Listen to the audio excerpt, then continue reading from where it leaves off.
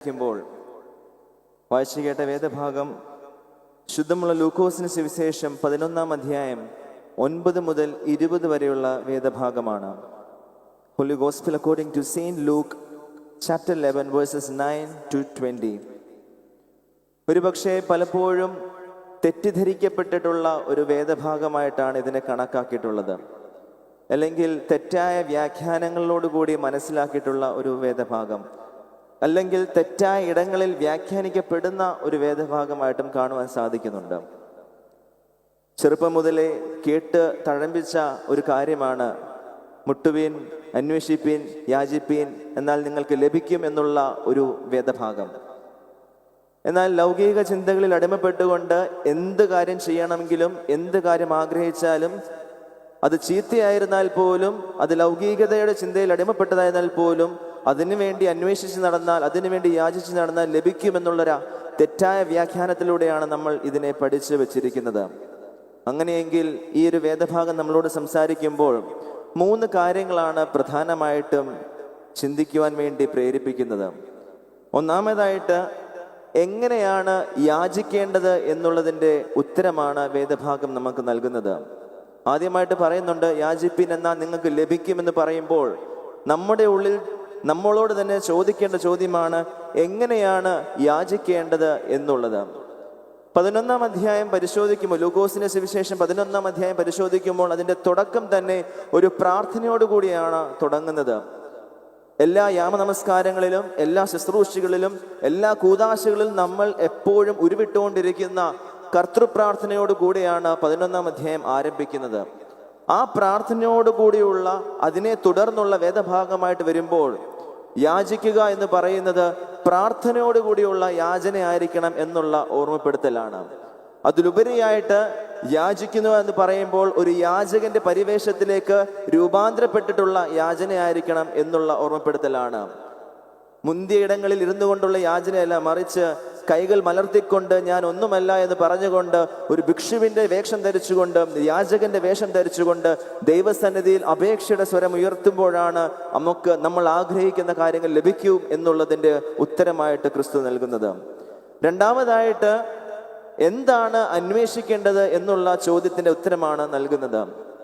ആദ്യത്തേത് എങ്ങനെയാണ് യാചിക്കേണ്ടതെന്ന് പഠിപ്പിക്കുമ്പോൾ പ്രാർത്ഥനയോടുകൂടി ആയിരിക്കണമെന്ന് പറഞ്ഞു.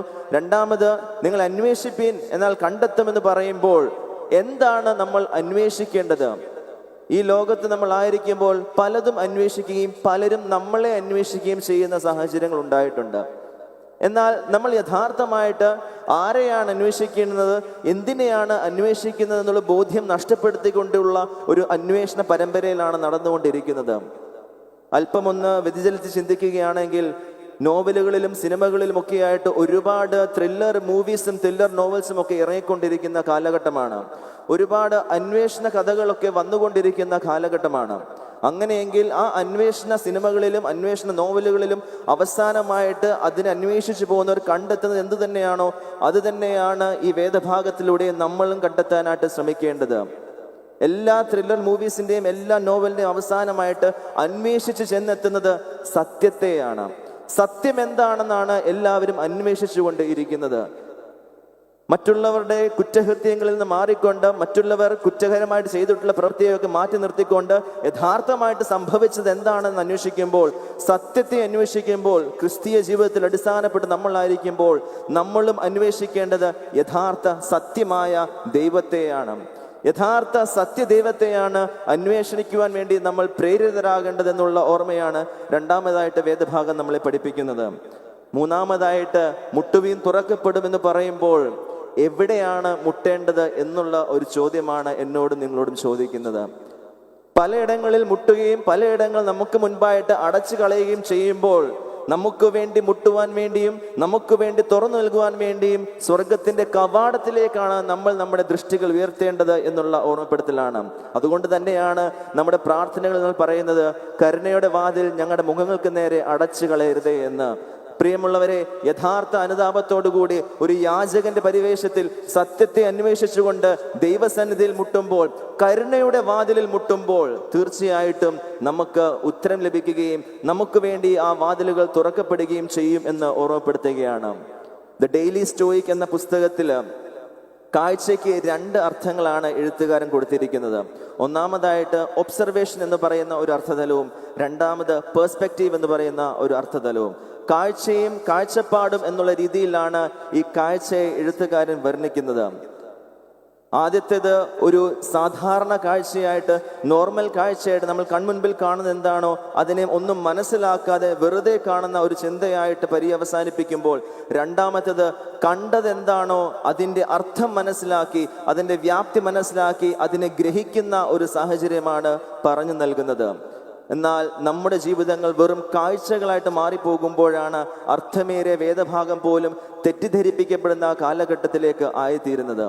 എന്തുകൊണ്ടാണ് തെറ്റിദ്ധരിപ്പിക്കപ്പെടുന്നതെന്ന് വീണ്ടും വീണ്ടും ആവർത്തിച്ച് പറയുന്നതെന്ന് ചോദിച്ചു കഴിഞ്ഞാൽ, യാചിപ്പീൻ എന്നാൽ നിങ്ങൾക്ക് ലഭിക്കും, അന്വേഷിപ്പീൻ എന്നാൽ നിങ്ങൾ കണ്ടെത്തും, മുട്ടുവീൻ എന്നാൽ നിങ്ങൾക്ക് തുറക്കപ്പെടും എന്ന് പറയുമ്പോൾ നല്ലതിൽ ഉപരിയായിട്ട് തീയതായിട്ടുള്ള കാര്യങ്ങൾ ചെയ്തുകൊണ്ട് അതെല്ലാം ലഭിക്കുമെന്നുള്ളതിൻ്റെ ഒരു വിശ്വാസത്തില്, ചീത്തയായിട്ടുള്ള കാര്യങ്ങളെല്ലാം പ്രവർത്തിച്ചു കഴിയുമ്പോൾ അതെല്ലാം സാധിച്ചു ലഭിക്കുമെന്നുള്ള വിശ്വാസത്തിൽ എന്ത് കൊള്ളരുതായ്മയും കാഴ്ച കഴിഞ്ഞാൽ അതെല്ലാം നമ്മൾ ചെയ്തതിൻ്റെ പരിശ്രമത്തിൻ്റെ ഫലമാണ് എന്ന് പറഞ്ഞ് തെറ്റായി വ്യാഖ്യാനിക്കപ്പെടുമ്പോഴാണ് വെറും കാഴ്ചകളായിട്ട് മാത്രം ഈ വേദഭാഗങ്ങൾ മാറിത്തീരുന്നത്.